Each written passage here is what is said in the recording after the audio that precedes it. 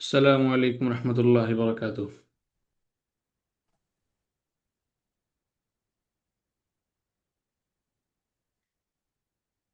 আমার কথা কি শোনা যাচ্ছে? জি ওস্তাদ, শোনা যাচ্ছে।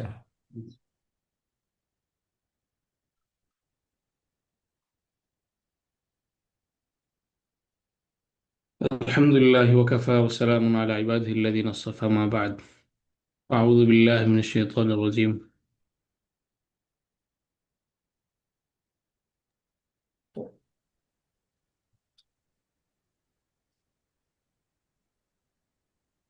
বিসমিল্লাহির রহমানির রহিম।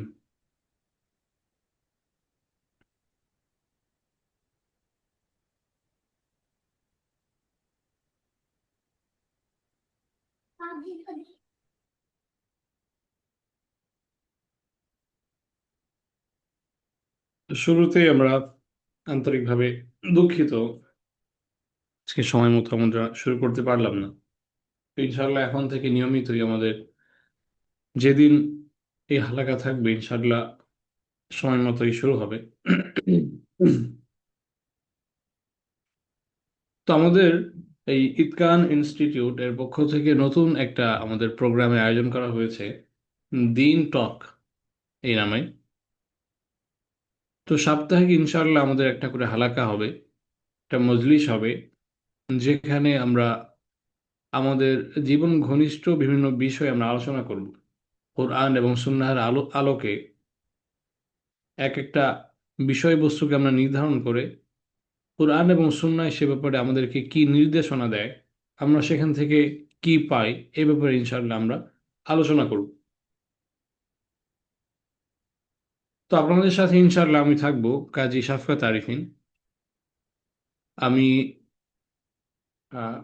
ইকরার ইনস্টিটিউটের অ্যারাবিক ইনস্ট্রাক্টর হিসাবে আছি। তো আমি পড়ালেখা করেছি পুরোটাই ঢাকায়, যদিও আমার এখন ঢাকায় থাকা হয় না, ঢাকার বাইরে জামালপুরে আমি থাকি। জামালপুরে শহরের মসজিদ এবং মাদ্রাসা নিয়ে আমার ব্যস্ততা। তো ঢাকার বাইরে থেকে আমরা এখান থেকে ইনশাআল্লাহ আমি আলোচনা করব। তো যারা যারা উপস্থিত হবেন ইনশাআল্লাহ এখান থেকে আমরা কিছু না কিছু ইনশাআল্লাহ আমরা ফায়দা পাবো। তো আমরা ধারাবাহিকভাবে প্রথমে বেশ কয়েকটা হালাকা করব ইনশাআল্লাহ কিয়ামতের আলামতের উপরে। তো কিয়ামতের আলামত এটা আসলে আমাদের সবার মধ্যে এই ব্যাপারে বেশ অনেকটা আগ্রহ থাকে যে কিয়ামতের আলামত কি, এটা কোনটা ইতিমধ্যে প্রকাশ হয়েছে, কোনটা হয়নি, কোনটা কিভাবে হবে, কখন হবে, এই ব্যাপারে আমাদের মনে একরকম প্রশ্ন থাকে। তো এই ব্যাপারে ইনশাআল্লাহ আমরা ধীরে ধীরে এগুলো নিয়ে আমরা ইনশাআল্লাহ আলোচনা করব। তো আজকে আমরা কিয়ামতের আলামত সমূহ পর্ব 1 এই নামে আমরা আমাদের আলোচনা শুরু করছি। তো এই আলোচনার ভিতরে ঢোকার আগে আমাদেরকে প্রথমে কয়েকটা বিষয় আমাদেরকে মাথায় রাখতে হবে। সেগুলোর মধ্যে প্রথমটা হচ্ছে যে কিয়ামত ও কিয়ামতের আলামত বলতে কি বোঝায়, আমরা কি বুঝি আসলে। তো কিয়ামত বলতে তো আমরা একটা বুঝি যে সেটা হচ্ছে যে এই মহাবিশ্ব আল্লাহ রবুল আলমিনের যে সৃষ্টি জগৎ যেটা আছে, আমাদের এই মানব জাতি, জিন জাতি, আরো যত জাতি আছে, এই পৃথিবী, এই নভমণ্ডল, এই ভূমণ্ডল, যা কিছু হওয়াটাকে আমরা কিয়ামত বলতে বুঝি। তো আমাদের এরকম বোঝাটা এটা মোটা দাগে ঠিক আছে, কিন্তু এই কিয়ামতের শাব্দিক অর্থ যদি আমরা খেয়াল করি, তো তখন আমরা দেখতে পাবো যে কিয়ামত শব্দটা আরবি কিয়াম থেকে এসেছে। কিয়ামত শব্দটা আরবি কিয়াম থেকে এসেছে, যে কিয়াম মানে হচ্ছে দাঁড়ানো। তো পৃথিবী ধ্বংস হওয়ার আগে অনেক মানুষ, লক্ষ লক্ষ কোটি কোটি মানুষ যারা মারা যাবে, যারা কবরস্থ হয়ে থাকবে, এবং কিয়ামতের সময় যারা বেঁচে থাকবে, তারাও তো মারা যাবে কিয়ামত হওয়ার আগে, কিয়ামত হওয়ার মুহূর্তে। তো হাসরের মাঠে তারা সবাই গিয়ে আল্লাহ রব্বুল আলমিনের সামনে গিয়ে দাঁড়াবে। তো যারা কবরে ছিল তারা কবর থেকে উঠে দাঁড়াবে, যারা ধ্বংস হয়ে গিয়েছিল, নাই হয়ে গিয়েছিল, মিশে গিয়েছিল, তারাও আল্লাহর সামনে গিয়ে দাঁড়াবে। এই দাঁড়ানোর ব্যাপারটা থাকার কারণে আমরা এই পৃথিবীর ধ্বংস যেটাকে বুঝি সেটাকে আমরা কেয়ামত বলি। কিন্তু কেয়ামত শব্দের মধ্যে মূলত ধ্বংস বা এই ধরনের কোনো অর্থ নেই। কেয়ামত বলতে আল্লাহর সামনে দাঁড়ানো, এটাকে বোঝানো হয়ে থাকে। আল্লাহ রবুল্লাহ আলমিন সূরা মুতাফিফিনের মধ্যে বলেছেন, ইয়াউমা ইয়াকুমুন নাসু লিরাব্বিল আলামিন। ইয়াকুমু, এই ইয়াকুমু এই কথাটা কিয়ামত থেকে এসেছে, যেদিন সমস্ত মানুষ আল্লাহ রাব্বুল আলামিনের সামনে গিয়ে দাঁড়াবে। তো মানুষকে যখন আল্লাহর সামনে গিয়ে দাঁড়াতে হবে, এর জন্য যে প্রসেস যেগুলো আছে, এর জন্য যে কয়েকটা ধাপ মানুষকে পার করতে হবে, সেগুলোকে মূলত কিয়ামত বলা হয়। এবং কিয়ামতের আলামত বলতে কি বুঝি আমরা? কিয়ামতের আলামত বলতে তো আমরা এভাবে অনেকটা বুঝে থাকি যে কিয়ামতের আলামত মানে হচ্ছে কিয়ামত হওয়ার আগে কিছু বিষয় আমরা দেখব, এটা এটা ঘটবে, এটা আমরা কিয়ামতের আলামত বলতে বুঝি। তো এটা মোটা দাগে ঠিক আছে। তো কিয়ামতের আলামত বলতে, এই যে কিয়ামত তো আমরা বুঝলাম, আলামত এই শব্দটা আরবিতে এসেছে আলাম থেকে। আলামুন এই শব্দের অনেকগুলো অর্থ আছে। একটা অর্থ হচ্ছে নাম, মানুষের নাম, প্রপার নাউন বোঝায়। আরেকটা হচ্ছে আলাম মানে হচ্ছে পতাকা, নিশান। যেই আলাম যদি আমরা প্রপার নাউনের অর্থ ধরি, সেটা দেখাবে কোনো একটা মানুষকে, কোনো একটা বস্তুকে সেটা চিহ্নিত করে, সেটাকে বুঝিয়ে থাকে, নির্দিষ্ট করে দেয়। যখন একটা পতাকা উত্তোলন করা হয়, তখন এই পতাকার মাধ্যমে একটা দেশ, একটা জাতি বা একটা দলের আমরা পরিচয় বুঝে থাকি। তো কিয়ামত যেটা হবে, তো কিয়ামত হওয়ার আগেও এরকম কিছু ব্যাপার ঘটবে, যেগুলোর মাধ্যমে কিয়ামত যে অত্যাসন্ন, কিয়ামত যে আমাদের অতি সন্নিকটে, এই ব্যাপারটা আমরা বুঝতে পারবো। কোথাও বাংলাদেশের পতাকা থাকলে যেভাবে আমরা বুঝতে পারি যে বাংলাদেশের একটা প্রতিনিধিত্ব করার মতো কিছু একটা ব্যাপার এখানে আছে। তো কিয়ামতের আগে বিভিন্ন ঘটনা, এগুলো আমাদেরকে সে কিয়ামতের ব্যাপারে স্মরণ করিয়ে দিবে যে কিয়ামত তো ঘটে নাই এখনো, কিন্তু কিয়ামতের আগে আমি চলে আসলাম তোমাদেরকে সতর্ক করার জন্য যে সামনে কিয়ামতটা ঘটবে। তো এ হচ্ছে আমাদের কিয়ামত এবং কিয়ামতের আলামত। তো আমরা কেন কিয়ামতের আলামতের ব্যাপারে জানব? এটা একটা গুরুত্বপূর্ণ বিষয়।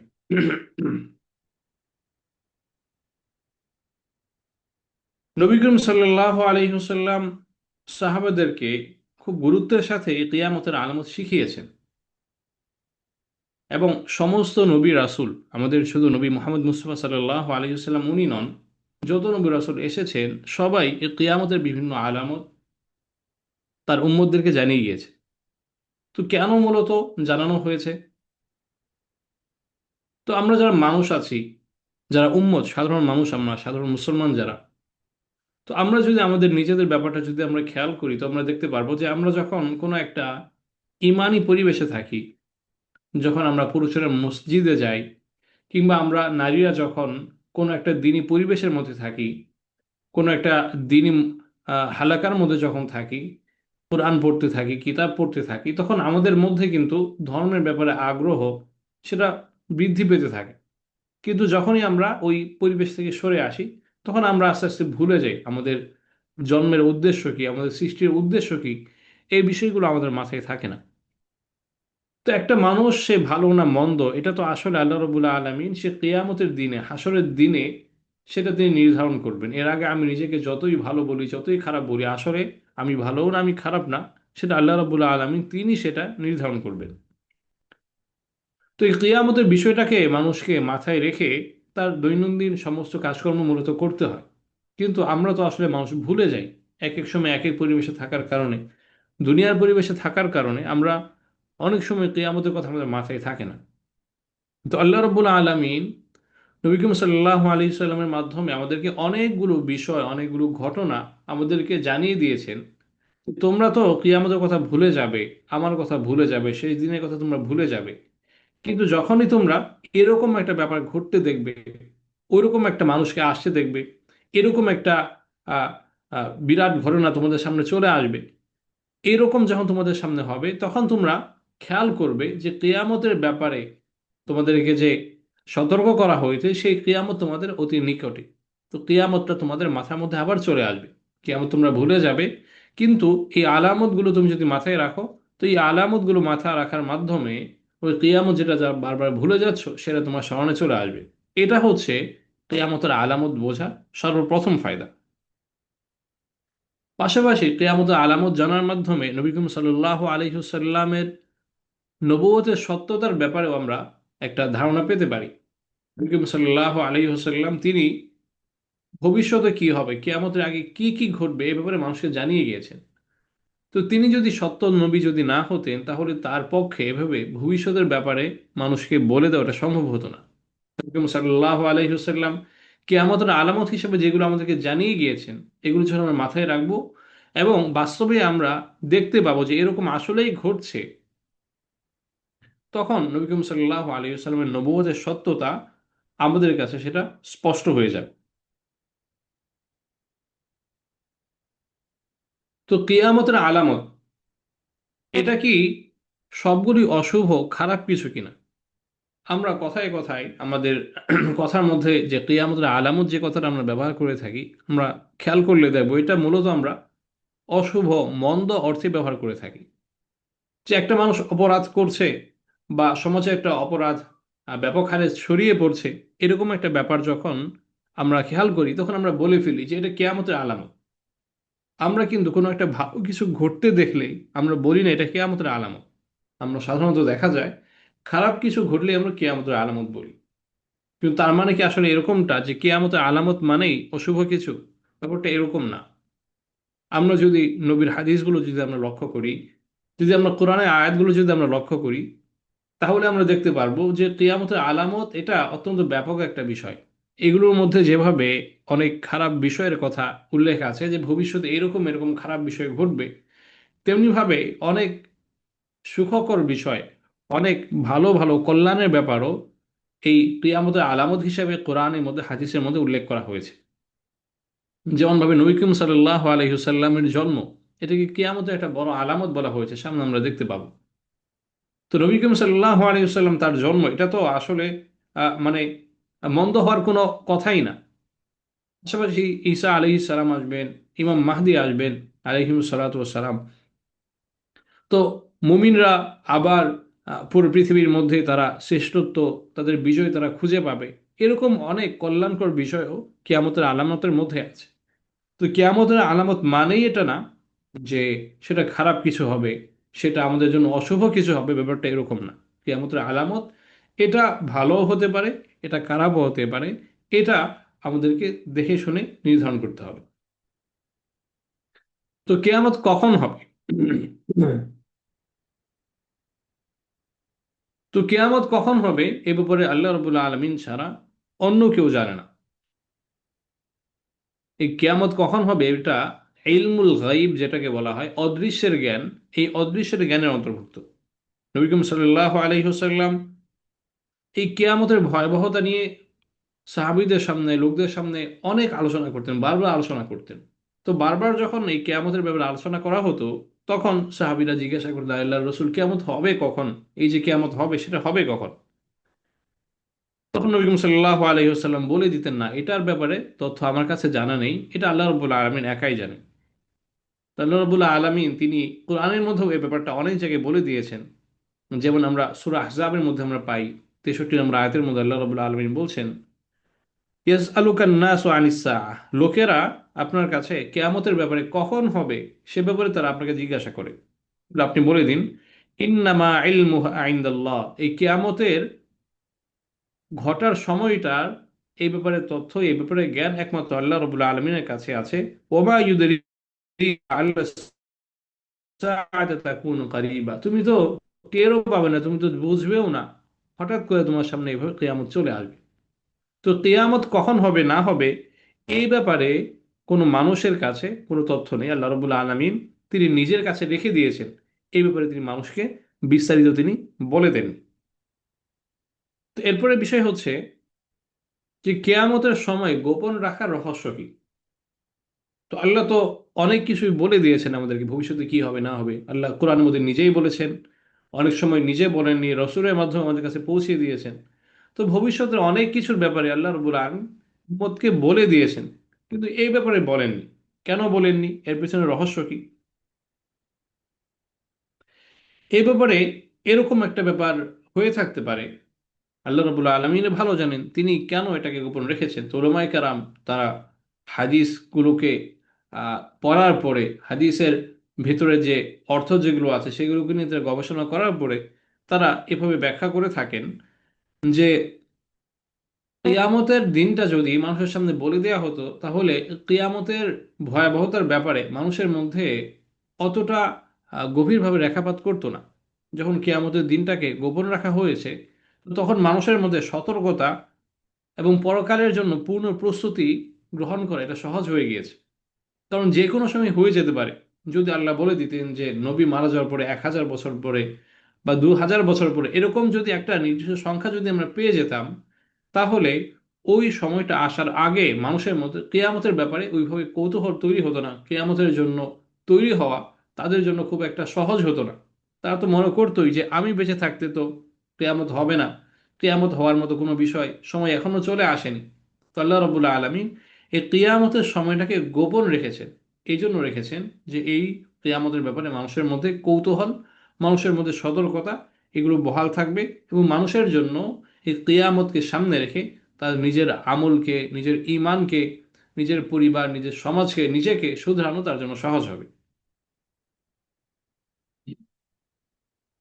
তো হাদিসের মধ্যে এসেছে, এটা বুখারীর মধ্যে এসেছে, একবার এক সাহাবী এসে নবী করিম সাল্লাল্লাহু আলাইহি ওয়াসাল্লামকে জিজ্ঞাসা করলেন যে কিয়ামত কখন হবে।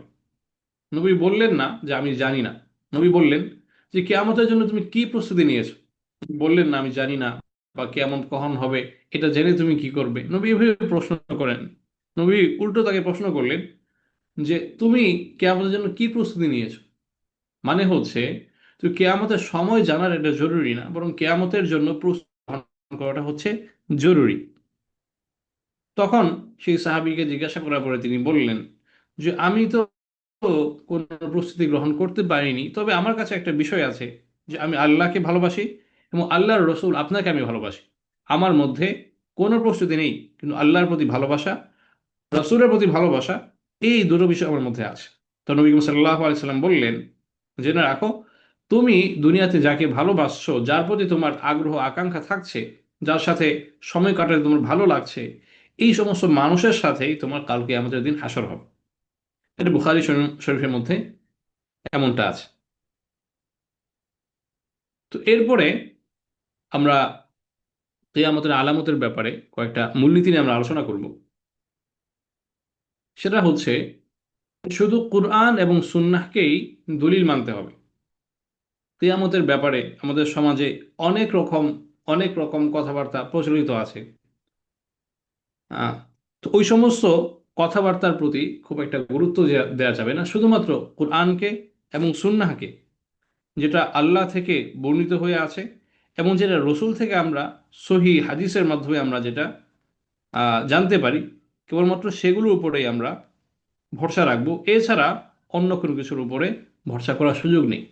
আল্লাহ রাব্বুল আলামিন বলেছেন, আতিউ আল্লাহ ওয়া আতিউ রসুল, তোমরা আল্লাহকে মানো, আল্লাহ রসুলকে মানো। ওয়ামা আতাকুমুর রসুল ফাখুদু ওয়ামা নাহাকুম আনহু ফান্তাহু, যে তোমাদের রসুল যা বলেন সেগুলোকে তোমরা মানো, নবী যে থেকে তোমাদেরকে সেগুলো থেকে তোমরা দূরে থাকো। তো নবী যে কথাগুলো বলে গিয়েছেন এই কিয়ামতের ব্যাপারে আমরা শুধু সেগুলোই মানব। এর বাইরে অন্য কিছু কিছু কথা মানা, কোনো ব্যক্তির কথা, কোনো বুজুর্গের কথা, কেউ কোনো কিছু স্বপ্নের মধ্যে দেখেছেন, বা এমনিতে আমি একটা কিতাবের মধ্যে পেলাম যে কিতাবের রেফারেন্সের কোনো ঠিক নেই, এরকম কোনো শুধুমাত্র বাজারি কোনো বইয়ের মধ্যে পাওয়া কোনো তথ্য কিংবা কোনো ব্যক্তির কোনো কথা, এগুলোকে কোরআন সুন্নাহর আওতায় না থাকার কারণে সেগুলোকে আমাদের জন্য মানদণ্ড হিসেবে ধরা যাবে না। দ্বিতীয় ব্যাপার হচ্ছে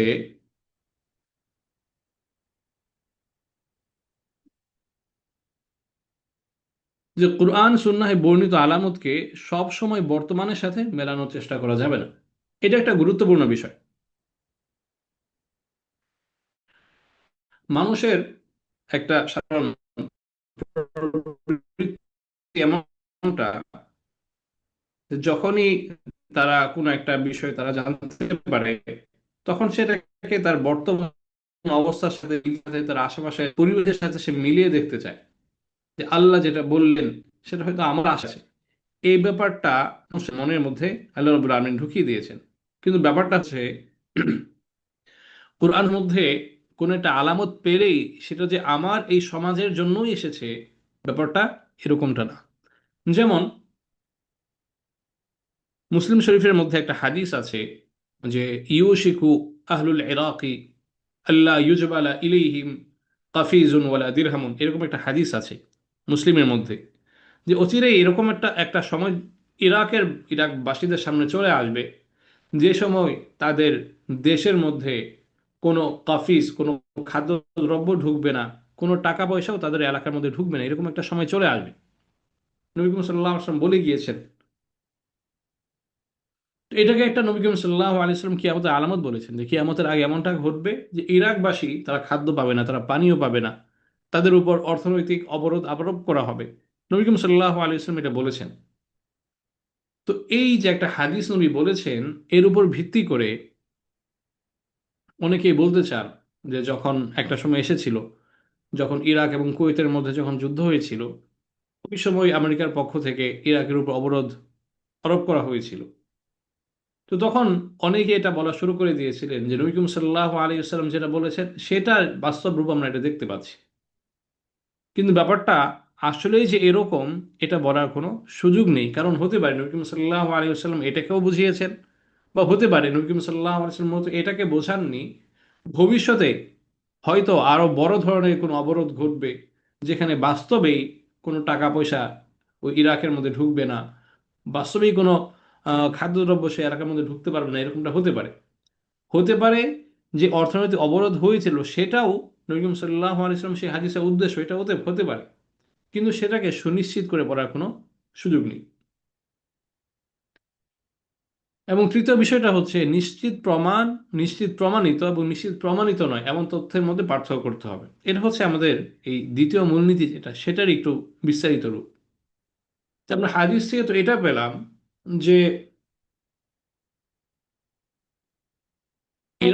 ইরাকবাসীর উপর একটা অবরোধ আসবে, কিন্তু সেটা যেটা 1990 যেটা হয়েছিল সেটাই যে, সেটার কথাই যে হাদিসে বলা হয়েছে, এটা নিশ্চিত করে বলা যাবে না। আমি নিশ্চিত করে এতটুকু বলতে পারি যে হাদিসের মধ্যে এসেছে অবরোধ আসবে, এতটুকু প্রমাণিত হয়ে আছে, এটাকে আমি জোর গলায় বলতে পারি যেহেতু সহিহ হাদিসের মধ্যে আছে। কিন্তু দ্বিতীয় অংশ যেটা, যে 1990 সনে আমেরিকা কর্তৃক যে অবরোধ আরোপিত হয়েছিল ইরাকের উপরে, সেইটাই নবীর উদ্দেশ্য, এটা কিন্তু নিশ্চিত প্রমাণিত না। এটা মানুষের মুখের কথা। আর অবরোধ হবে এটা নবীর কথা। তো নবীর কথা এবং সাধারণ মানুষের কথা দুটো কিন্তু, দুটোর মান দুটো ভিন্ন রকম। নবীর কথা নিশ্চিত সত্য, কিন্তু অন্যান্য মানুষের ব্যক্তিগত ব্যাখ্যা এগুলো নিশ্চিত সত্য নয়। তো আমরা যখন কোনো একটা আলামতকে আমরা হাদিস থেকে পাবো, যখন কোরআন থেকে আমরা পাবো, সেটাকে তো আমরা নিশ্চিত আলামত হিসেবে আমরা চিহ্নিত করব, কিন্তু সেটার বাস্তবায়ন যে আমার এই সমাজের মধ্যে হচ্ছে বা যেটাকে আমি সেটার বাস্তবায়ন হিসেবে মনে করছি সেটাই যে বাস্তব হতে হবে, এটা আসলে জরুরি না। যেমন হাদিসের মধ্যে এসেছে যে কেয়ামতের আগে মানুষের জুতার ফিতা কথা বলতে শুরু করবে। বুখারী মুসলিমের মধ্যে এমন একটা হাদিস আছে যে কেয়ামতের আগে জুতার ফিতা মানুষের সাথে কথা বলবে। তো এখন আমি কোরআন থেকে হাদিস থেকে তো এটা নিশ্চিত হলাম যে জুতা ফিতা কথা বলবে, কিন্তু এটার মানে কি? এখন যদি আমি এভাবে ব্যাখ্যা করি, এবং ব্যাখ্যা করার সুযোগ আছে, যে বর্তমানে যে বিভিন্ন রকম সেন্সর বের হয়েছে, অনেক জুতার মধ্যে দেখা যায় যে সেন্সর লাগানো থাকে। যারা মানে বিখ্যাত খেলোয়াড় যারা হয়, তাদের পায়ের মধ্যে জুতো যেগুলো পরে সেগুলোর মধ্যে সেন্সর লাগানো থাকে, যে কয় কদম তারা হাঁটছে, কত জোরে দৌড়াচ্ছে, তাদের শারীরিক অবস্থা কেমন, এই সমস্ত তথ্য ওই জুতো থেকে, জুতোর ফিতার মাধ্যমে, যেখানে বিভিন্ন জায়গায় সেন্সর লাগানো থাকে সেগুলো থেকে তারা রিড করে। তো নিশ্চিত অংশ হচ্ছে এতটুকু যে জুতোর ফিতা কথা বলবে, কিন্তু সেটার ব্যাখ্যা যেটা আমি দিলাম যে বর্তমানে যে বুট জুতার মধ্যে যে সেন্সর লাগানো থাকে, নবী করিম সাল্লাল্লাহু আলাইহি ওয়াসাল্লাম সেটার কথা বলেছেন, সেটা কিন্তু নিশ্চিত না। তো আমি যখন এই কিয়ামতের আলামত নিয়ে যখন আমি কথা বলবো, তখন এই দুটো কথা বলার মধ্যে আমার মধ্যে পার্থক্য করতে হবে, যে এতটুকু নিশ্চিত কোরআন হাদিসের মধ্যে এতটুকু আসছে, এতটুকু নিশ্চিত, অতটুকু আমি জোর গলায় বলতে পারবো। এর বাইরের অংশ যেটুকু, অতটুকুকে আমি নিশ্চিত করে আমি বলতে পারবো না। তো মূলনীতিগুলো আরেকবার আমি বলি, সেটা হচ্ছে প্রথম মূলনীতি যেটা, সেটা কোরআন সুন্নাহের, আমাদের ইসলামেরই মূলনীতি যে শুধুমাত্র কোরআন এবং সুন্নাহকে দলিল মানতে হবে। অন্য কারো কথাকে দলিল হিসেবে মানা যাবে না যতক্ষণ না ওই ব্যক্তির কথাটা কোরআন এবং সুন্নাহ দিয়ে সত্যায়িত না হচ্ছে। এবং পরের দুটো হচ্ছে আমাদের এই কিয়ামতের আলামতের সাথে সম্পৃক্ত, যে কোরআন সুন্নাহ যে আলামতগুলোকে আমরা পাবো, সেগুলো যে আমাদের বর্তমানেই ঘটছে বা ইতিমধ্যে ঘটে গিয়েছে, এটা সবসময় বাস্তবায়িত হওয়া জরুরি না। এবং কোরআন থেকে হাদিস থেকে কিয়ামতের নিদর্শনের ব্যাপারে, আলামতের ব্যাপারে আমরা যে তথ্যটুকু পাবো, অতটুকু আমরা আমরা জোর গলায়, আমরা আহ, তাকিদের সাথে জোর দিয়ে আমরা বলতে পারি। কিন্তু সেটার ব্যাখ্যা যেটা আমি করব, বা সেটাকে যখন আমি বর্তমান সময়ের সাথে মিলিয়ে যখন আমি মানুষের সামনে তুলে ধরবো, ওটা কিন্তু আমার ব্যক্তিগত মতামত, আমার ব্যক্তিগত ব্যাখ্যা, সেটাকে আমি ওই কোরআনের মতো করে, হাদিসের মতো করে আমি জোর গলায় বলতে পারবো না।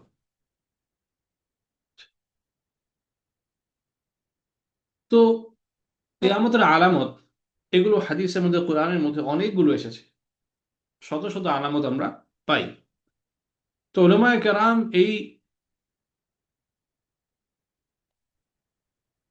কেরাম এই আলামতগুলোকে এক একজন এক একভাবে ব্যাখ্যা করেছেন, এক একজন এক একভাবে তারা ভাগ করেছেন। তো আমাদের বোঝার সুবিধার জন্য আমরা এখানে এই কিয়ামতের আলামতকে আমরা তিনটা ভাগে ভাগ করেছি। প্রথমটা হচ্ছে প্রকাশিত আলামত সমূহ। প্রকাশিত আলামত সমূহ মানে নবী করিম সাল্লাল্লাহু আলাইহি ওয়াসাল্লাম যেগুলো বলে গিয়েছেন, সেগুলোর প্রকাশ আমরা ইতিমধ্যে দেখে ফেলেছি। ইসলামের ইতিহাসে, এই ১,৫০০ বছরের ইতিহাসে ইতিমধ্যে সেই বিষয়গুলো ঘটে গিয়েছে। তো যেগুলো ঘটে গিয়েছে, এগুলোর মধ্যে কিছু তো হচ্ছে সুনিশ্চিত, যে আমরা সামনে যখন এই আলামতগুলো আমরা দেখব, তখন আমরা বুঝতে পারবো যে আসলে এগুলো ঘটে গিয়েছে। আবার প্রকাশিত আলামতের মধ্যে কিছু আছে মতভেদপূর্ণ, যে কেউ কেউ বলেছেন যে এটা ঘটে গিয়েছে, কেউ কেউ বলছে না এখনো ঘটেনি। তো মোট কথা হচ্ছে, প্রথমটা হচ্ছে প্রকাশিত আলামত, যেগুলো সুনিশ্চিতভাবে প্রকাশিত হয়ে গিয়েছে, কিংবা কেউ বলেছেন প্রকাশিত হয়েছে, কেউ বলেছেন প্রকাশিত এখনো হয়নি। দ্বিতীয় ভাগ হচ্ছে চলমান আলামত সমূহ। তো চলমান আলামত সমূহ বলতে আমরা বুঝিয়েছি যে যেগুলো ইতিমধ্যে প্রকাশ হয়ে গিয়েছে এবং এখনো সেগুলো নিয়মিত ধারাবাহিকভাবে প্রকাশিত হয়ে যাচ্ছে, উত্তর উত্তর বৃদ্ধি পাচ্ছে বা কমছে। মোট কথা এখনো এগুলো ধারাবাহিকভাবে চলমান আছে। প্রকাশিত আলামত সমূহ এগুলো একবার ঘটে শেষ হয়ে গিয়েছে। আর চলমান আলামত সমূহ বলতে এমন বিষয়গুলো আমরা বুঝিয়েছি যেগুলো বারবার ঘটছে, হয় বৃদ্ধি পাচ্ছে বা কমছে, কিন্তু নিয়মিত বিরতিতে আমরা সেগুলোকে দেখতে পাচ্ছি। এবং তৃতীয় ধাপে আমরা রেখেছি বৃহত্তম আলামত সমূহ। যে বৃহত্তম আলামত সমূহের কথা নবী করিম সাল্লাল্লাহু আলাইহি ওয়াসাল্লাম একটা হাদিসের মধ্যে একসাথে 10টা আলামতের কথা বলে দিয়েছেন, যে এই 10টা আলামত একসাথে একের পর এক ঘটতে থাকবে, এবং এগুলো ঘটে যাওয়ার সঙ্গে সঙ্গে কিয়ামত হয়ে যাবে। তো আমরা এই প্রকাশিত আলামত যেগুলো আছে, এগুলো তো আসলে অনেক অনেক প্রকাশিত আলামত আছে। আমরা আহ আজকের এই আমাদের এই হালাকার মধ্যে, প্রথম হালাকার মধ্যে শুধুমাত্র 8টা নিয়ে আমরা আলোচনা করব। অত বিস্তারিত আলোচনা না, আমরা ছোট্ট করে, অল্প করে আমরা একটু আলোচনা করে নিই। তো এই যে এখানে নবী করিম সাল্লাল্লাহু আলাইহি ওয়াসাল্লাম জন্ম মৃত্যু, এরপরে চাঁদ দুটুকরো হয়ে যাওয়া, বাইতুল মাকদিস বিজয় হওয়া, কুমাস সদৃশ মহামারীর প্রকাশ, সকল সাহাবী রাদিয়াল্লাহু আনহুর মৃত্যু, ভুয়া নবুয়ত দাবিকারীদের আত্মপ্রকাশ, ধন সম্পদ বৃদ্ধি পাওয়া, মঙ্গলদের বিরুদ্ধে যুদ্ধ, এই 8টা নিয়ে আমরা ছোট্ট করে সামনে ইনশাআল্লাহ আলোচনা করব। তো প্রকাশিত আলামত এক, আমরা নবী করিম সাল্লাল্লাহু আলাইহি সাল্লামের জন্ম এবং মৃত্যু, এটাকে আমরা সর্বপ্রথম প্রকাশিত আলামত হিসেবে আমরা এখানে উল্লেখ করেছি। হাদিসের মধ্যে এসেছে নবী করিম সাল্লাল্লাহু আলাইহি সাল্লাম বলেছেন, ক্বালা রাসূলুল্লাহ সাল্লাল্লাহু আলাইহি ওয়াসাল্লাম, বুইসতু আনা ওয়াস-সাআতা কাহাদিহি মিন হাদিহি আও ক্বালা কাহাতাইনি ওয়া কারানা বাইনা আস-সাব্বাবাতি ওয়াল উসতা। তো রাসূলুল্লাহ সাল্লাল্লাহু আলাইহি ওয়াসাল্লাম বলেছেন, আমার আগমন এবং কিয়ামতের মাঝে দূরত্ব হচ্ছে এই আঙ্গুল থেকে এই আঙ্গুলের দূরত্বের মতো। কিংবা তিনি বলেছেন যে এই দুটি দূরত্বের মতো। এই কথা বলে নবী করিম সাল্লাল্লাহু আলাইহি সাল্লাম শাহাদাত, অর্থাৎ তর্জনী যেটা আছে আমাদের বৃদ্ধাঙ্গুলের সাথে, সেই শাহাদাত আঙ্গুলি এবং মধ্যমা আঙ্গুলি, আমাদের মাঝখানে যে লম্বা যে আঙ্গুল যেটা আছে, সেই দুটোকে একসাথে মিলিয়ে দেখেছে। নবী সাল্লাল্লাহু আলাইহি সাল্লাম বলছেন এই দুটো আঙ্গুল যেভাবে একটার সাথে একটা লেগে থাকে, মোটেও একটা থেকে একটা দূরে থাকে না, তো আমি এবং কেয়ামতের মধ্যে ব্যবধানটা হচ্ছে এরকমই, যে আসলে ব্যবধান থাকলেও খুব বেশি ব্যবধান নেই। নবী করিম সাল্লাল্লাহু আলাইহি সাল্লাম যেটা বলছেন, আমার জন্ম এবং মৃত্যু সেটা কিয়ামতের একটা প্রথম আলামত।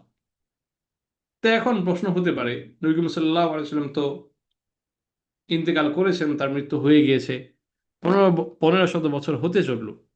তো নবী করিম সাল্লাল্লাহু আলাইহি সাল্লাম যে বললেন এই দুই আঙ্গুলের মধ্যে যেভাবে কোনো ব্যবধান হয় না, দূরত্ব থাকে না, তো আমার জন্ম এবং কিয়ামতের মধ্যে দূরত্ব থাকবে না। তো আমরা তো দূরত্ব দেখতে পাচ্ছি, বহু বছরের ইতিমধ্যে দূরত্ব তৈরি হয়ে গিয়েছে। আল্লাহ ভালো জানেন সামনে আরো কত বছরের দূরত্ব তৈরি হয়। এবং সাল্লাহ আসলাম কিভাবে বললেন যে আসলে এই দুটোর মতো একেবারেই নিকটবর্তিতা আছে, তাদের মধ্যে কোনো পার্থক্য নেই।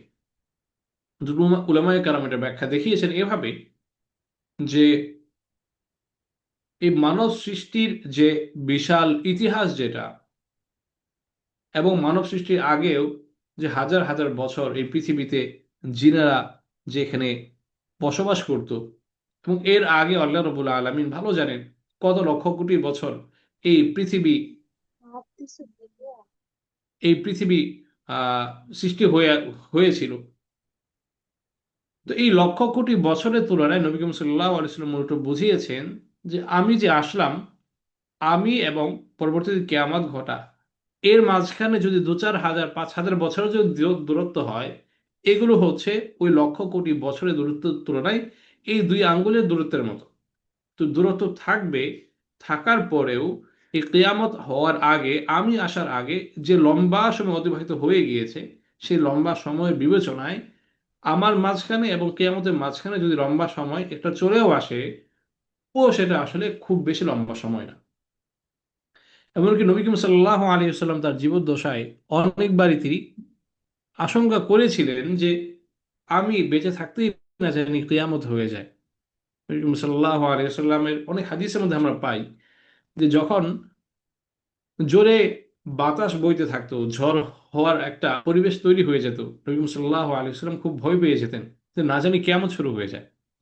তো নবী করিম সাল্লাল্লাহু আলাইহি ওয়াসাল্লাম বলছেন যে আমি যে জন্ম নিলাম, আমার জন্ম নেওয়া এবং কিয়ামত হওয়া, এটা হচ্ছে খুবই কাছাকাছি একটা ব্যাপার।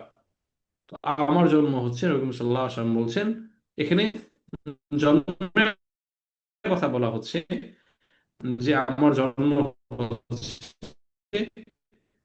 আহ, আলামত। এবং এই যে আলামত, এটা যে প্রকাশিত হয়ে গেছে এর মধ্যে, তো এরপরে আমরা প্রকাশিত আলামত 2 নম্বরটা আমরা দেখি, চাঁদ দুটুকরো হয়ে যাওয়া। আমরা যে আকাশে যে আমরা চাঁদ দেখতে পাই, সে আকাশের চাঁদ দুটুকরো হয়ে গিয়েছিল। কোরআনের মধ্যে এসেছে যে ইকতারাবাতিস সাআতু ওয়ানশাক্কাল কমার ওয়া ইয়ারাউ আয়াতান ইউরিদু ওয়া ইয়াকুলু সিহরুম মুস্তামির। এর অর্থ হচ্ছে যে ইকতারাবাতিস সাআহ, কিয়ামত নিকটবর্তী হয়েছে এবং চাঁদ বিদীর্ণ হয়েছে, চাঁদ টুকরো হয়ে গিয়েছে। আর তারা কোনো নিদর্শন দেখলে মুখ ফিরিয়ে নেয় এবং বলে, এই যে নিদর্শন আমাদের সামনে আসলো, এটা হচ্ছে একটা চলমান জাদু। এটা কাফেররা বলে, সূরা কামারের মধ্যে শুরুতেই আছে, 1 নম্বর এবং 2 নম্বর আয়াতের মধ্যে। তো নবী করিম সাল্লাল্লাহু আলাইহি সাল্লামের জীবদ্দশায় তার ইশারায় একাধিকবার এই চাঁদ দুটুকরো হওয়ার ব্যাপারে আমরা কোরআন হাদিসের মধ্যে আমরা দেখতে পাই, বর্ণনা পাই। তো বুখারী মুসলিমের মধ্যে এসেছে যে আব্দুল্লাহ ইবনে মাসউদ রাদিয়াল্লাহু আনহু তিনি বলেন যে একবার আমরা নবী করিম সাল্লাল্লাহু আলাইহি সাল্লামের সাথে মিনার ময়দানে ছিলাম। তো আমরা মিনার ময়দানে ছিলাম, হঠাৎ করে আমরা দেখলাম যে আকাশে যে চাঁদ যেটা আছে সেটা দুটুকরো হয়ে গেল। একটা পাহাড়ে এক পাশে চলে গেল, আরেকটা অন্য পাশে চলে গেল। দুটো মাঝখানে একটা দূরত্ব আমরা দেখতে পাচ্ছিলাম। নবী করিম সাল্লাল্লাহু আলাইহি ওয়াসাল্লাম বললেন যে ইশহাদু, নবী করিম সাল্লাল্লাহু আলাইহি ওয়াসাল্লাম বলছেন যে ভালো করে দেখে নাও, এই চাঁদ যে দুটো হয়ে গেল, এটা কিয়ামতের একটা আলামত। এবং আরেকটা হাদিসের মধ্যে আমরা কোনো বাস্তব সত্য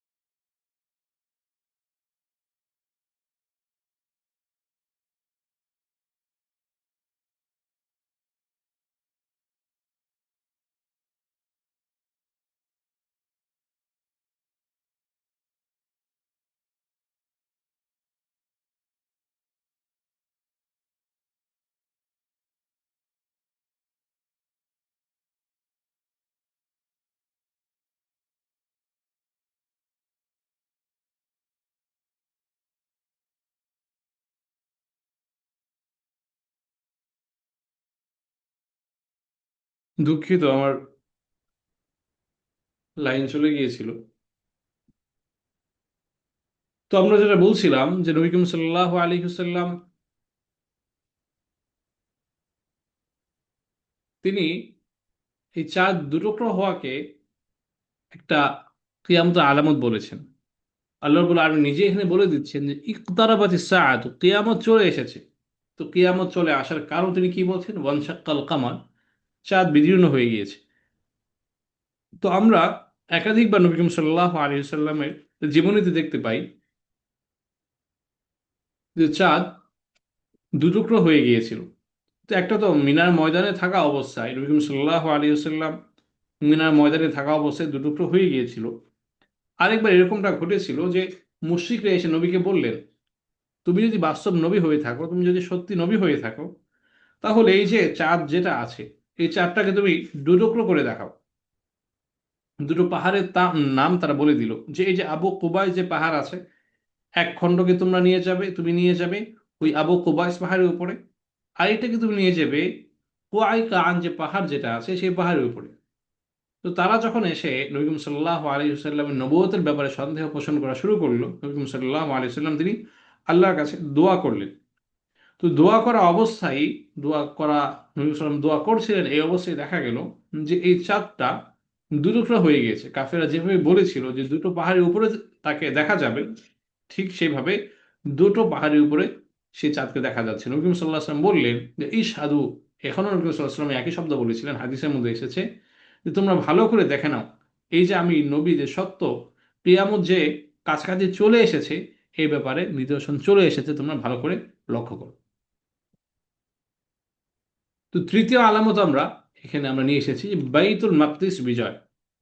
বাইতুল মুকাদ্দাস যেটাকে আমরা বলি, ফিলিস্তিনে যেটাকে আছে মুসলমানদের প্রথম কিবলা, সে বাইতুল মাকদিস বিজয় হওয়াটাকেও নবী করিম সাল্লাল্লাহু আলাইহি ওয়াসাল্লাম এটা একটা কিয়ামতের আলামত হিসেবে তিনি দেখিয়েছেন। আল্লাহ রাসূলুল্লাহ সাল্লাল্লাহু আলাইহি ওয়াসাল্লাম উ'দুদ সিত্তান বাইনা ইয়াদাই সাআ, কিয়ামতের আগে ছয়টা বিষয় আছে, এগুলোকে তোমরা গুনে গুনে রাখো। তো ছয়টা বিষয়ে বড় বড় বিষয় ঘটবে তোমাদের সামনে, এগুলোকে তোমরা খেয়াল রেখো। তো প্রতিদিন সাল্লাল্লাহু আলাইহি ওয়াসাল্লাম বলছেন মাউতি, আমার মৃত্যু। নবী সাল্লাল্লাহু আলাইহি সাল্লামের জন্মটা যে কিয়ামতের আলামত, এটা কিন্তু আমরা প্রথম হাদিসের মধ্যে পেয়েছি। এই হাদিসের মধ্যে এখানে আমরা পাচ্ছি নবী সাল্লাল্লাহু আলাইহি সাল্লাম বলছেন যে মৃত্যু, আমার মৃত্যুটা হচ্ছে কিয়ামতের আলামত। এরপর নবী বলছেন সুম্মা ফাতহু বাইতুল মাকদিস, এরপরে বাইতুল মুকাদ্দাস বা বাইতুল মাকদিসের বিজয়। এটা বুখারীর মধ্যে এসেছে। নবী করিম সাল্লাল্লাহু আলাইহি ওয়াসাল্লাম তিনি এখানে তার এই কথার মাধ্যমে বুঝিয়ে দিয়েছেন যে আমার জীবদ্দশায়, আমি বেঁচে থাকা অবস্থায় বাইতুল মাকদিস মুসলমানদের হবে না। আমি মারা যাব, কিয়ামতের একটা আলামত সেটা প্রকাশিত হয়ে যাবে। এরপরে দ্বিতীয় একটা বড় আলামত হিসেবে এই বাইতুল মাকদিস, যেটাকে সমস্ত নবীদের একত্রিত হওয়ার জায়গা বলা হয়, যেখানে নবী করিম সাল্লাল্লাহু আলাইহি ওয়াসাল্লাম সমস্ত নবীকে নিয়ে নামাজ পড়িয়েছেন, সেই বাইতুল মাকদিস মুসলমানদের অধিকারে আসবে। তো এটা ইসলামের দ্বিতীয় খলিফা হযরত ওমর ইবনুল খাত্তাব রাদিয়াল্লাহু আনহু, তার সময়ে এসে 16 হিজরিতে, সেই হিসেবে হবে 637 খ্রিস্টাব্দে, এটা বাইতুল মাকদিস প্রথম মুসলমানদের বিজয়ী হয়। মুসলমানরা সেই বাইতুল মাকদিসকে নিজেদের অধিকারে নিয়ে আসে।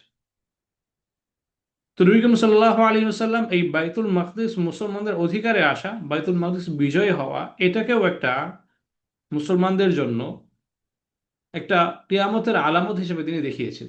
তো বাইতুল মাকদিস বিজয় হওয়া, এটা তো অবশ্যই খারাপ কিছু না। তো কিয়ামতের আলামত বলতেই যে আমরা অনেকে মনে করে থাকি যে খারাপ কিছু, এখান থেকে আমরা দেখতে পাচ্ছি যে বাইতুল মাকদিস বিজয় হওয়া একটা ভালো, মুসলমানদের একটা অর্জন হওয়া, কল্যাণের কিছু একটা ঘটা, এটা কখনোই খারাপ কিছু হতে পারে না। তো একবার তো বাইতুল মাকদিস ওমর রাদিয়াল্লাহু আনহুর সময় একবার বিজয় করা হয়েছে। এরপর মুসলমানদের পারস্পরিক হানাহানির কারণে, তাদের বিশৃঙ্খলার কারণে আবার এই বাইতুল মাকদিস মুসলমানদের হাতছাড়া হয়ে যায়। কাফেররা, বেদিনরা সেটাকে অধিকার করে নেয়। তো এরপরে দ্বিতীয়বার সালাইউদ্দিন আইয়ুবী রহমতুল্লাহ আলাইহি তিনি 583 হিজরিতে, সেই হিসাবে 1187 খ্রিস্টাব্দে এটাকে তিনি আবার বিজয় করেছেন। তো এখন তো দেখা যাচ্ছে আবার মুসলমানদের হাতছাড়া হয়ে গিয়েছে। আল্লাহ রবুল্লা আলমের কাছে কাছে আমরা দোয়া করি, আল্লাহ রবুল্লা আলমিন যেন এই বাইতুল মাকদিসকে, মুসলমানদের প্রথম কেবলাকে, মুসলমানদের অধিকারে দ্রুতই নিয়ে আসেন।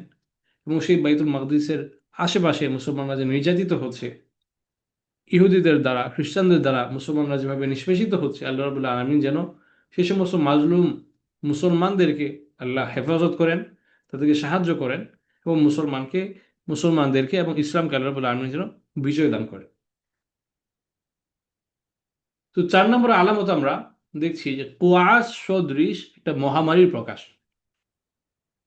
قال رسول الله صلى الله عليه وسلم اعدد ستا بين يدي الساعة موتي ثم فتح بيت المقدس ثم موتان يأخذ فيكم كقعاس الغنم। এটা মূলত আগের হাদিসের মধ্যে কিন্তু আমরা বলেছিলাম যে এখানে 6টা বিষয় ঘটবে, নবী করিম সাল্লাল্লাহু আলাইহি ওয়াসাল্লাম 6টার কথা বলেছেন। কিন্তু 6টার মধ্যে সেখানে আমরা দুটো বলেছিলাম, একটা হচ্ছে আমার মৃত্যু, দ্বিতীয়টা হচ্ছিল যে বাইতুল মাকদিস বিজয় হওয়া। এরপর নবী করিম সাল্লাল্লাহু আলাইহি ওয়াসাল্লাম তৃতীয় যে আলামতের কথা বলছেন সেটা হচ্ছে যে মুতানুন, একটা মহামারী আসবে, ইয়াখুদু ফিকুম, যেটা তোমাদেরকে আক্রান্ত করে ফেলবে, কা কুআসিল গানাম, যেটা হবে গবাদি পশুর যে কোয়াস নামক একটা রোগ হয়, সে কোয়াস নামক রোগের মতো তোমাদেরকে আক্রমণ করবে। কিন্তু কোয়াস রোগটা কি? এটাকে ইংরেজিতে স্ক্র্যাপি বলা হয়, স্ক্র্যাপি ডিজিজ, যেটা দেখা যায় সাধারণত ভেড়া কিংবা দুম্বা যেগুলো আছে, আমাদের ছাগলের মধ্যে হয় না, আমাদের দেশি যে ছাগল যেগুলো আছে সেগুলোর মধ্যে হয় না, ভেড়া বা দুম্বা জাতীয় যে পশু যেগুলো আছে সেগুলোর মধ্যে সাধারণত হয়। তো তাদের নাকের মধ্যে, নাক দিয়ে মূলত এক ধরনের ফ্লুইড আসে, রক্ত মিশ্রিত এক ধরনের পানি আসে। তো একবার যখন একটা পালের মধ্যে এই কোয়াস বা এই স্ক্র্যাপি রোগটা যখন ছড়িয়ে পড়ে, তো পুরো পাল যেটা আছে, যে যদি কোনো খামারের মধ্যে যদি হয়, এখনো সে রোগটা আছে, তো দেখা যায় যে পুরো খামারটাই সেটা উজাড় হয়ে যায়, সবগুলো মারা যায়। নবী সাল্লাল্লাহু আলাইহি ওয়াসাল্লাম বলছেন যে এই যে কোয়াস, যে রোগটা যেটা আছে যেগুলো গবাদি পশুর মধ্যে হয়, এরকম কোয়াসের মতো একটা মহামারী তোমাদের মধ্যে ছড়িয়ে পড়বে। তো ইতিহাসের মধ্যে দেখা যায় যে বাইতুল মাকদিস বিজয় হয়েছিল তো 16 হিজরিতে, আমরা বললাম উমর রাদিয়াল্লাহু সময়ে। তো বাইতুল মাকদিস বিজয় হওয়ার কিছুদিন পরেই, মাত্র 2 বছর পরেই, ওই ফিলিস্তিনের বাইতুল মাকদিসের পাশে একটা জায়গা আছে আমওয়াস নামক জায়গা, ওই আমওয়াস নামক জায়গার মধ্যে এই কোয়াস রোগটা ছড়িয়ে পড়েছিল। এটা তো শুরুতে শুধুমাত্র গবাদি পশুর হতো, পরবর্তীতে সেটা মানুষকেও আক্রান্ত করা শুরু করে। এবং সেটা এত ভয়াবহ ছিল যে ওই সময় প্রায় 25,000 মানুষ এই মহামারীতে আক্রান্ত হয়ে মারা যায়। এমনকি বড় বড় সাহাবী অনেকেই সেই মহামারীতে আক্রান্ত হয়ে তারা মৃত্যুবরণ করেন। তাদের মধ্যে ছিলেন মুআজ বিন জাবাল রাদিয়াল্লাহু আনহু, অনেক বড় একজন সাহাবী। এরপরে আবু উবাইদা রাদিয়াল্লাহু আনহু, শুরাহবিল বিন হাসান রাদিয়াল্লাহু আনহু, ফজল ফজল ইবনে আব্বাস, নবী করিম সাল্লাল্লাহু আলাইহি ওয়াসাল্লামের চাচাতো ভাই, এই তাদের মতো বড় বড় সাহাবী, তারা সেই কোয়াস, সেই মহামারীতে আক্রান্ত হয়ে তারা মৃত্যুবরণ করে। তো নবী করিম সাল্লাল্লাহু আলাইহি ওয়াসাল্লাম যে বলেছেন যে কোয়াস নামক একটা, কোয়াসের মতো একটা মহামারী হবে, এটা কিন্তু আমরা হাদিস থেকে পেলাম। তো এর আগে আমরা কিন্তু মূলনীতি জেনে এসেছি যে যেটা আমরা কোরআন হাদিস থেকে নিশ্চিতভাবে জানতে পারবো সেটাকে আমরা গুরুত্ব দিই, সেটাকে আমরা জোর দিয়ে বলতে পারবো। কিন্তু যেটা আমাদের ব্যাখ্যা হবে বা যেটাকে আমরা আমাদের পরিস্থিতির সাথে মিলিয়ে যেটাকে আমরা বর্ণনা করব, ব্যাখ্যা করব, সেটা কিন্তু সুনিশ্চিত না। তো সেই হিসেবে আমরা এতটুকু বলতে পারি যে নবী বলেছেন কোয়াস নামক মহামারী আসবে, তো এটা নিশ্চিত। কিন্তু বাকি আমি যেটাকে মাত্রই ব্যাখ্যা করলাম, যেটা ওলামায়ে কেরাম ব্যাখ্যা করেছেন বিভিন্ন কিতাবের মধ্যে, যে সেটা আমওয়াস নামক এলাকায় ইতিমধ্যে হয়ে গিয়েছে 18 হিজরিতে, সেটাই যে আসলে নবীর বলা সেই মহামারীর প্রকাশ, সেটা আসলে সুনিশ্চিত করে বলার কোনো উপায় নেই। হতে পারে নবী যেটা বলেছেন সেটা ওই 18 হিজরিতেই ঘটেছে, বা হতে পারে এর পরবর্তীতে ঘটেছে, বা হতে পারে এখনো ঘটেনি, ভবিষ্যতে কোনো এক সময় ঘটবে। তো যেহেতু ওলামায়ে কেরাম অধিকাংশ মত দিয়েছেন যে এটা ইতিমধ্যে ঘটে গিয়েছে, এই জন্য এটাকে আমরা আমাদের প্রকাশিত আলামতের মধ্যে এটাকে আমরা ঢুকিয়ে দিয়েছি। এরপর আমরা 5 নম্বর আলামত দেখি যে সকল সাহাবী রাদিয়াল্লাহু আনহুর মৃত্যু। সাহাবীরা আসবেন এবং তারা মারা যাবেন, নবী করিম সাল্লাল্লাহু আলাইহি ওয়াসাল্লাম বলছেন এটাও একটা কিয়ামতের আলামত। قال রাসূলুল্লাহ সাল্লাল্লাহু আলাইহি ওয়াসাল্লাম আন-নুজুমু আমানাতুন লিস-সামা। আসমানের যে তারা যেগুলো থাকে এগুলো হচ্ছে আসমানের জন্য একটা নিরাপত্তার বস্তু। ফাইদা যাহাবাতিন নুজুমু আতাস সামা মা তুআদু। যখন এই তারকাগুলো হারিয়ে যায়, নাই হয়ে যায়, নিশ্চিহ্ন হয়ে যায়, তখন আসমানের জন্য যে নির্ধারিত, যে প্রতিশ্রুত যে বিপদ যেগুলো আছে সেগুলো চলে আসে। আনা আমানাতুন লিআসহাবি ফাইদা যাহাবতু আতা আসহাবি মা ইউআদুন। নবী বলছেন আমি আমি হচ্ছি আমার সাহাবীদের জন্য একটা নিরাপত্তা কবচের মতো, নিরাপত্তা স্বরূপ। তো আমি যখন চলে যাব, আমি যখন মারা যাব, আতা আসহাবি মা ইউআদুন, সাহাবীদের উপরে যে সমস্ত আল্লাহর পক্ষ থেকে বিপদ আসার কথা সেগুলো একের পর এক আসতে থাকবে। বা আসহাবি আমানাতুন লি উম্মতি, আমার সাহাবী যারা আমার পরে রয়ে যাবে তারা আমার উম্মতের জন্য তারা একটা নিরাপত্তা কবচ হিসেবে রয়ে যাবে, বর্ম হিসেবে রয়ে যাবে।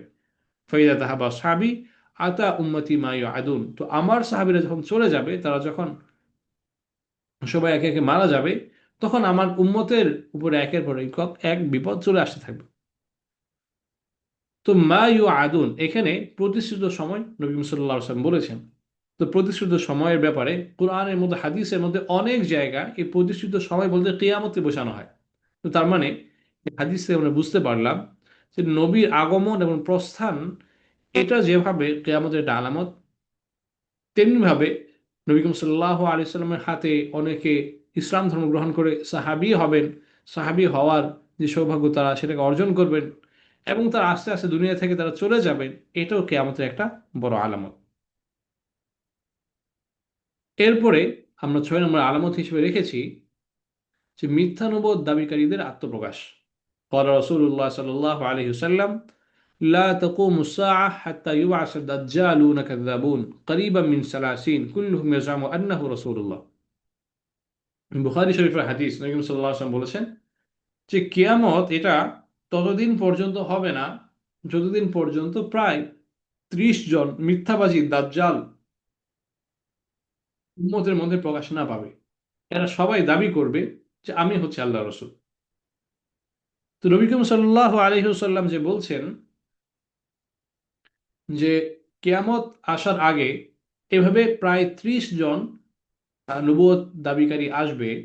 এই ব্যাপারে প্রথম কথা হচ্ছে, আমরা যদি ইসলামের ইতিহাস যদি লক্ষ্য করি, এই 1500 বছরের মধ্যেই 30 না, 30-এর চাইতেও অনেক বেশি, নবী তো বলেছেন প্রায় 30-এর মতো। আবার কোনো কোনো হাদিসের মধ্যে 30 শব্দটাও এসেছে। তো আমরা 30 যদি ধরে নিই যে 30 জন আসার আগে কিয়ামত হবে না, কিন্তু আমরা খেয়াল করলে দেখবো যে 30 জনের চাইতেও বেশি মিথ্যা নবীর দাবিদার ইতিমধ্যে চলে এসেছে। তো 30 জন তো হয়ে গেল, এখনো কিয়ামত হলো না, এটার উত্তর কি? প্রথম উত্তর হচ্ছে নবী বলেছেন যে 30 জন আসার আগে কিয়ামত হবে না, তার মানে 30 জন অবশ্যই আসতে হবে। তো 30 জন আসার পরে কতজন আরো আসবে এই ব্যাপারে নবী করিম সাল্লাল্লাহু আলাইহি ওয়াসাল্লাম বলেননি। যে 30 হওয়ার আগে কিয়ামত হবে না এটা নিশ্চিত, কিন্তু 30 পার হওয়ার পরে কি 300 হতে হবে না 3000 হতে হবে না 3 লক্ষ হতে হবে, নবী করিম সাল্লাল্লাহু আলাইহি ওয়াসাল্লাম সেটা বলে যাননি। তো বাকি নবী করিম সাল্লাল্লাহু আলাইহি ওয়াসাল্লাম 30 কথাটা কেন বললেন? এই জন্য বলেছেন যে এভাবে তো ছোটখাটো অনেক ভণ্ডই সমাজের মধ্যে আত্মপ্রকাশ করবে, কিন্তু সমাজের মধ্যে ইম্প্যাক্ট ফেলতে পারে, একটা প্রভাব বিস্তার করতে পারে, অনেকগুলো অনুসারী সে জুটিয়ে ফেলতে পারে, এরকম ভণ্ড নবী হবে মোটামুটি 30 জন। তো এই ভণ্ড নবীরা, এমনকি নবী করিম সাল্লাল্লাহু আলাইহি ওয়াসাল্লাম বেঁচে থাকতে এরকম একাধিক নবুয়তের দাবিকারী ব্যক্তি আত্মপ্রকাশ করেছিল। এর মধ্যে একজন হচ্ছে আসওয়াদ আনসি। নবী করিম সাল্লাল্লাহু আলাইহি ওয়াসাল্লাম তিনি বেঁচে আছেন, সাহাবীদের নিয়ে তিনি ভয় তবিয়তে আছেন, এই সময় ইয়ামানে এই আসওয়াদ আনসি নামক এক ব্যক্তি নিজেকে নবী দাবি করে। তো সে প্রথমে মুসলমান হয়েছিল, মুসলমান হয়ে যাওয়ার পরে সে আবার মুরতাদ হয়ে যায়, তার মাধ্যমেই এই রিদ্দার একটা ধারাবাহিকতা শুরু হয়। তো সে ইয়ামান অঞ্চলে গিয়ে সে তার নবুয়তের দাওয়াত দিতে থাকে। এবং দেখা যায় যে ইয়ামানের অনেক লোকই তার হাতে তার ধর্ম গ্রহণ করে তাকে নবী হিসেবে মেনে নেয়। নবী করিম সাল্লাল্লাহু আলাইহি ওয়াসাল্লাম তার বিরুদ্ধে অ্যাকশন নেওয়ার জন্য, তার বিরুদ্ধে ভূমিকা নেওয়ার জন্য নবী করিম সাল্লাল্লাহু আলাইহি ওয়াসাল্লাম ইয়ামানবাসীদের কাছে চিঠি লিখেছিলেন। তো তারা পরবর্তীতে এই চিঠি পাওয়ার পরে তারা বিদ্রোহ করে এবং সেই মিথ্যা নবুয়ত দাবিকারী যে ব্যক্তি আছে আসওয়াদ আনসি তাকে হত্যা করে, এবং এই হত্যা করার পেছনে বড় ভূমিকা পালন করে তার স্ত্রী, যে একজন খাঁটি মুমিনা ছিল। সে নবী করিম সাল্লাল্লাহু আলাইহি ওয়াসাল্লামকে শেষ নবী হিসেবে মানত, এবং তার স্বামীর কাছে থাকার কারণে তার ভণ্ডামি তার সামনে খুব স্পষ্ট ছিল। তো ওই ভণ্ড নবীকে হত্যা করার ক্ষেত্রে ওই নারী এখানে একটা গুরুত্বপূর্ণ ভূমিকা পালন করে। এরপর তুলাইহা বিন খোয়াইলিদ, এটা আরেকজন ব্যক্তি ছিল। তো সেও ভণ্ড নবী হিসেবে নিজেকে দাবি করেছিল। তো মুসলমানদের সাথে সে একাধিকবার যুদ্ধও করে, নিজেকে নবী দাবি করে একাধিকবার তার সাথে যুদ্ধও হয়। তো শেষ পর্যন্ত সে পরাজিত হয় এবং সে ইসলাম ধর্ম গ্রহণ করে। এবং ইসলাম ধর্ম গ্রহণ করার পরে সে জিহাদের ময়দানে অত্যন্ত গুরুত্বপূর্ণ ভূমিকা পালন করেছে। অনেক জায়গায় সে অত্যন্ত বীরত্বের সাথে সে জিহাদ করেছে এবং এক পর্যায়ে সে শাহাদাত বরণ করেছে। এরকম ছিল মুসাইলামা আল কাজ্জাব, একজন ব্যক্তি ছিল। এরপরে হারেস বিন আহ, সাজ্জা বিন হারেস, একটা একটা মহিলা ছিল। এই মহিলা সে নিজেকে নবী দাবি করত, এবং সে নবী দাবি করার পরে মাত্র যে আরেকজন ব্যক্তির কথা বললাম যে মুসাইলামা, এই মুসাইলামাকে সে গিয়ে বিয়ে করে। মুসাইলামা সেও নিজেকে নবী দাবি করত, ওদিকে সাজ্জা আরেক নারী সেও নিজেকে নবী দাবি করত। তো পরবর্তীতে যখন দেখা গেল যে দুই দলের বিরুদ্ধে মুসলমানরা যুদ্ধ করছে, তো তারা পরাজিত হবে এই আশঙ্কায় তারা নিজেরা বিবাহ বন্ধনে আবদ্ধ হয়। তো স্বামী স্ত্রী তারা একসাথে পরে মুসলমানদের বিরুদ্ধে তারা লড়াই করে। তো লড়াইয়ের মধ্যে যে পুরুষ যে ভণ্ড নবী ছিল মুসাইলামা কাযযাব, সে মৃত্যুবরণ করে, সে নিহত হয়, এবং তাকে হত্যা করে ওই হামজা রাদিয়াল্লাহু আনহুকে, যেই আহ, গোলাম হত্যা করেছিল ওয়াহশী, সেই ওয়াহশী রাদিয়াল্লাহু আনহু তিনি পরবর্তীতে মুসলমান হন। এবং এই একটা ভয়ঙ্কর যুদ্ধ হয়েছিল, এই যুদ্ধের মধ্যে সেই ভণ্ড নবীকে তিনি হত্যা করেন। এবং তিনি এরপরে বলতেন যে আমি যে নবীর এত কাছের একজন মানুষকে যে আমি হত্যা করেছি, এর প্রায়শ্চিত্ত, এর তাওবা হয়তো আল্লাহ রবুল আলমিন এই ভণ্ড নবীকে হত্যা করার মাধ্যমে আমার দিয়ে করিয়ে নিয়েছেন। কিন্তু তার স্ত্রী যে ছিল, এই মুসাইলামা তো নিহত হয়, তার স্ত্রী যে ছিল সাজ্জা, সে যুদ্ধে যখন পরাজিত হয়, তার স্বামী যখন নিহত হয়, সে মুসলিম বাহিনীর কাছে সে আত্মসমর্পণ করে এবং মুসলমান হয়ে যায়। তো মুসলমান হওয়ার পরে সে আহ, ইসলামের দিনের খেদমত অনেক করেছে, সে অনেক দিন দাওয়াত দিয়েছে, এবং শেষ পর্যন্ত বসরায় হিজরত করে সেখানে সে মৃত্যুবরণ করে। এভাবে আরো অনেক ব্যক্তি তারা নিজেদেরকে মিথ্যা নবী হিসেবে দাবি করেছে। তার সর্বশেষ আমরা একটা প্রমাণ দেখতে পাই যে মির্জা গোলাম আহমদ কাদিয়ানি, যাদেরকে আমরা কাদিয়ানি হিসেবে জানি, বিভিন্ন সময় বিভিন্ন ভাবে আমরা তাদেরকে রাষ্ট্রীয়ভাবে কাফের ঘোষণা দেওয়ার জন্য আমরা আন্দোলন করেছি। তো সর্বশেষ যে বিখ্যাত যে ভণ্ড নবী যে আছে সে হচ্ছে এই মির্জা গোলাম আহমদ কাদিয়ানি। তো সে তার বিস্তারিত জীবনে এখানে বলার দরকার নেই। তো তার মৃত্যু সে আগেই বলে দিয়েছিল যে আমার কাছে তো ওহী আসে, তো আল্লাহ আমাকে বলে দিয়েছে যে আমি 80 বছর হায়াত পাবো, এর আগে আমি মরবো না। কিন্তু তার 80 বছর হওয়ার আগে সে মারা গিয়েছে। এবং একজন বড় আলেম ছিলেন হিন্দুস্তানের, যে সানাউল্লাহ অমৃতসরি রহমতুল্লাহ আলাইহি। তো উনি মুবাহালা করেছিলেন। উনি সেই কাদিয়ানীকে চ্যালেঞ্জ দিয়েছিলেন যে আমি তো দাবি করছি, আমি সানাউল্লাহ, আমি বলছি যে তুমি কোনো সত্য নবী না, মোহাম্মদ সাল্লাহ আসলাম হচ্ছেন সর্বশেষ সত্য নবী, তুমি হচ্ছে ভণ্ড নবী। তো আমি যদি আমার কথায় সত্যবাদী হয়ে থাকি, তাহলে আমার মৃত্যু যেন তোমার পরে হয়। আর তুমি যদি তোমার দাবিতে সত্যবাদী হয়ে থাকো যে তুমি আসলে নবী, তাহলে তোমার মরার আগে যেন আমার মরণ হয়। এভাবে সেই সানাউল্লাহ রহমতুল্লাহ আলী তিনি এভাবে চ্যালেঞ্জ করেছিলেন। তো দেখা গিয়েছে যে তিনি চ্যালেঞ্জ করার কিছুদিন পরেই সেই গোলাম আহমদ কাদিয়ানি সে মৃত্যুবরণ করে। তো এভাবে আহ ইতিমধ্যে 30 জনের চাইতেও বেশি, অনেক বেশি মিথ্যানবীর দাবিদার আমাদের উম্মতের মধ্যে চলে এসেছে। কিন্তু বড় বড় ছিল, যদি আমরা বড় বড় দেখি যে তারা সমাজের মধ্যে একটা বড় আকারে একটা প্রভাব তৈরি করতে পেরেছে, এরকমের সংখ্যা এখনো 30 হয়নি। তো হতে পারে এরকম বড় বড় এরকম ভণ্ড নবী ভবিষ্যৎ হয়তো আরো আসবে। তো তাদের মাধ্যমে ওই নবী সাল্লাল্লাহু আলাইহি ওয়াসাল্লাম যে 30 জনের কথা বলেছেন, সে 30 জন পূরণ হওয়ার পরে কিয়ামত চলে আসবে। আরেকটা গুরুত্বপূর্ণ আলামত হচ্ছে, নবী সাল্লাল্লাহু আলাইহি ওয়াসাল্লাম বলেছেন যে লা তাকুমুস সাআতু হাত্তা ইয়াকসুরা ফীকুমুল মাল ফায়াফীদা হাত্তা ইউহিম্মা রাব্বাল মালি মান ইয়াকবালু সাদাকাতাহু ওয়া হাত্তা ইয়া'রিদাহু ফায়াকুলু আল্লাযী ইয়া'রিদুহু আলাইহি লা আরবা লি। বুখারীর মধ্যে এটা আছে যে কিয়ামত তো ততদিন পর্যন্ত হবে না যতদিন না তোমাদের মধ্যে সম্পদ বৃদ্ধি পেয়ে উপচে না পড়বে, এমনকি সম্পদের মালিকগণ তার সদকা কে গ্রহণ করবে তা নিয়ে চিন্তাগ্রস্ত হয়ে পড়বে। যাকে দান করতে যাবে সেই বলবে আমার কোনো প্রয়োজন নেই। তো নবী করিম সাল্লাল্লাহু আলাইহি ওয়াসাল্লাম বলেছেন যে একটা সময় এমন চলে আসবে কিয়ামতের আগে, যে সময় মানুষের আসলে অভাব বলতে কিছু থাকবে না। সবার হাতেই প্রয়োজন পরিমাণ অর্থকড়ি থাকবে। জাকাত সাদকা দান গ্রহণ করার মতো কোনো ব্যক্তিকে খুঁজে পাওয়া যাবে না। তো এটার আহ, বাস্তবায়ন আমরা ইতিমধ্যে দেখে ফেলেছি যে যাকে পঞ্চম খলিফা বলা হয়, খলিফা রাশিদার পঞ্চম খলিফা যাকে বলা হয়, ওমর বিন আব্দুল আজিজ রহমতুল্লাহ আলাইহি।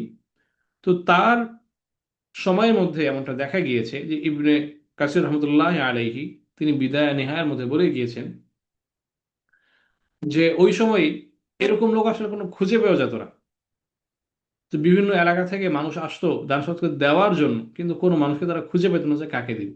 তো পরবর্তীতে মুসলমানদের মধ্যে সেই আহ ধন সম্পদ আর সেভাবে থাকেনি, সবার হাতে হাতে সম্পদ আর থাকেনি। কারো কাছে অনেক বেশি হয়ে গিয়েছে, কারো কাছে নাই হয়ে গিয়েছে। তো হাদিসের মধ্যে আবার এসেছে, এরকমটাও এসেছে যে কেয়ামতের আগে ইমাম মাহদি আলাইহিস সালাম তিনি যখন আসবেন, তার আলোচনা আমরা সামনে ইনশাল্লাহ কোনো এক সপ্তাহে করব। তো সেই ইমাম মাহদি আলাইহিস সালাম উনি যখন আসবেন তখন আবার মানুষের মধ্যে সেই প্রাচুর্য দেখা দিবে। তখন আবার এমন একটা সময় তৈরি হয়ে যাবে যে সাদকা গ্রহণ করার মতো কোনো মানুষকে খুঁজে পাওয়া যাবে না। যাকেই দেয়া হবে সেই বলবে আমার আসলে কোনো প্রয়োজন নেই। মানুষের মধ্যে সুখ, সচ্ছলতা, সৌভাগ্য এগুলো উপচে পড়তে থাকবে। কোনো অভাব থাকবে না, কোনো কষ্ট থাকবে না। এর পরবর্তীতে আল্লাহ রাব্বুল আলামিন কিয়ামত দিবেন। তো 8 নম্বর আলামত আমরা এটা ধরতে পারি যে মঙ্গোলদের বিরুদ্ধে যুদ্ধ। নবী সাল্লাল্লাহু আলাইহি ওয়াসাল্লাম বলেছেন লা তাকুমুস সাআ হাত্তা তুকাতিলুত তুর্ক সিগার আল আ'য়ুন হুমর আল ওয়ুজুহ যুলফাল উনুফ কান্না ওয়ুজুহাহুম আল মাজানুল মুতরাকা ওয়া লা তাকুমুস সাআ হাত্তা তুকাতিলু কওমান নিআলুহুমুশ শা'r। তো নবী করিম সাল্লাল্লাহু আলাইহি ওয়াসাল্লাম এখানে তুর্ক শব্দটা উল্লেখ করেছেন। তো ওই সময় তুর্ক বলতে আমরা বর্তমানে যেটাকে তুরস্ক হিসেবে জানি বা তুর্কিস্তান হিসেবে যেটা জানি সেটাকে বোঝানো হতো।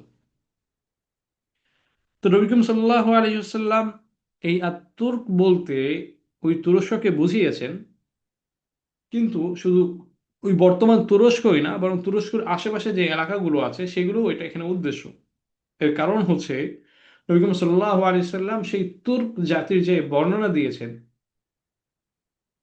যে তাদের চোখগুলো ছোট ছোট হবে, চেহারা লাল রঙের হবে, নাক চাপটা হবে, মুখমণ্ডল হবে চামড়া দিয়ে তৈরি ছড়ানো পেটানো ঢালের মতো। এই যে বর্ণনা দিয়েছেন সেটা দেখা যায় যে বর্তমান যারা আহ, তুরস্ক যারা আছে, তুরস্কের অধিবাসী তুর্কি যারা আছে, নেটিভ তুর্কিদের সাথে মিলে না। তো এটা কাদের সাথে মিলে? তার আশপাশে যে অঞ্চল যেগুলো আছে, যে আহ, তুর্কমেনিস্তান আছে, আজারবাইজান আছে, এরকম যে কয়েকটা দেশ আছে, ওই দেশের লোকজনের আকার আকৃতির সাথে অবয়বের সাথে মিলে। উলামায়ে কেরাম তারা বলে গিয়েছেন যে এই তুর্কের সঙ্গে যে যুদ্ধ হবে, যদি আমরা তুর্ক বলতে বাস্তবেই যদি আমরা তুর্কি উদ্দেশ্য নেই, তখন সেক্ষেত্রে এটা ইতিমধ্যে হয়ে গিয়েছে। সাহাবিদের সময় বনি উমাইয়ার খেলাফতের সময় এই তুর্কিদের সাথে মুসলমানদের যুদ্ধ হয়েছিল, তারা পরাজয় বরণ করেছিল। কিন্তু উলামায়ে কেরাম তারা এই ব্যাপারে তারা অধিকাংশ তারা একমত হয়ে গিয়েছেন যে এখানে মূলত তুর্ক বলতে একেবারে তুর্কিস্তানের লোকরা এখানে উদ্দেশ্য না, তুর্কির এখানে উদ্দেশ্য না, বরং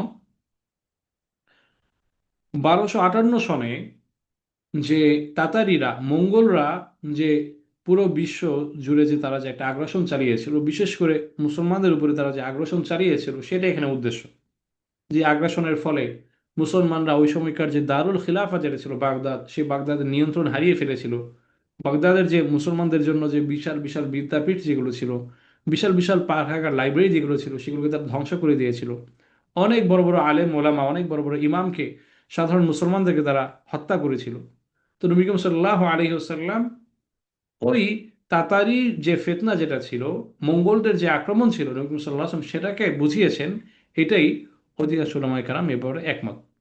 তো এখানেও আমাদের ওই মূলনীতির আলোকে আমাদেরকে এটা বলতে হবে যে নবী বলেছেন তুর্কের সাথে যুদ্ধ হবে কিয়ামতের আগে। তো তুর্ক বলতে যদি আমরা উদ্দেশ্য নেই এই তুর্কি জাতি, সে যুদ্ধ ইতিমধ্যে হয়ে গিয়েছে। আর যদি এর উদ্দেশ্য আমরা নেই যে নবী সাল্লাল্লাহু আলাইহি ওয়াসাল্লাম নিশ্চিতভাবে বলে যাননি যে তাতারিরা, সেটাও ইতিমধ্যে ঘটে গিয়েছে। তবে এরকমটাও হতে পারে নবী করিম সাল্লাল্লাহু আলাইহি সাল্লাম তুর্কিদের বিরুদ্ধে যে যুদ্ধের কথা বলেছেন, সে যুদ্ধ ইতিমধ্যে হয়নি, এমনটা হওয়ারও সম্ভাবনা আছে। কিন্তু যেহেতু অধিকাংশ ওলামায়ে কেরাম এ ব্যাপারে একমত যে এটা ঘটে গিয়েছে, এজন্য আমরা এটাকে আমাদের প্রকাশিত আলামতের মধ্যে ঢুকিয়ে দিয়েছি। তো এছাড়াও আমাদের আরো অনেকগুলো প্রকাশিত আলামত আছে, আমরা ইনশাল্লাহ আমাদের সামনের বিভিন্ন হালাকার মধ্যে আমরা জানবো। এরপরে চলমান যে আলামত যেগুলো আছে, এটা তো আরো বেশি ব্যাপক। অনেক অনেক অনেক আলামত আছে আমাদের বর্তমান সমাজের মধ্যে চলছে, এগুলোর ব্যাপারে ইনশাল্লাহ আমরা জানবো। এবং সর্বশেষ নবী করিম সাল্লাল্লাহু আলাইহি ওয়াসাল্লাম যে 10টা বড় আলামতের কথা বলেছেন, সেগুলোর ব্যাপারে ইনশাল্লাহ আমরা জানবো। তো এতক্ষণ যে আলোচনা যেগুলো হলো কিয়ামতের আলামত সম্পর্কে, কিয়ামত সম্পর্কে, এবং যে 8-10টা আলামতের ব্যাপারে যে আলোচনা করা হলো, এর মধ্যে কারো কোনো প্রশ্ন আছে কিনা? আমরা যদি কোনো এখানে ভাই থাকি, তো আমরা সরাসরি অডিও আমরা প্রশ্ন করতে পারি। আর যদি বোনেরা যদি থাকি, তারা যদি কোনো প্রশ্ন করতে চায়, তো চ্যাট বক্সে আমরা লিখে দিতে পারি।